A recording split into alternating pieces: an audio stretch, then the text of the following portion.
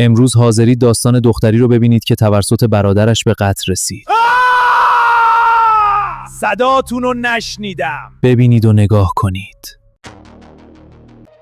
در اسکاتلند کانر گیبسون 20 ساله خواهر 16 ساله خود امبر را اواخر شب به یک پارک فراخوانده و در آنجا به او تجاوز کرد و او را به قتل رساند و بعد جسد برهنه خواهرش را در میان بوته‌ها پنهان می‌کند. بعد از چند روز پلیس جستجوی امبر را آغاز کرد و نهایتاً جسد 2 روز بعد پیدا شد و پلیس به سرعت چندین شواهد پیدا کرد که نشان دهنده دخالت برادرش در قتل بود. با این حال کارشناسان و پزشکان چیز دیگر پیدا کردند.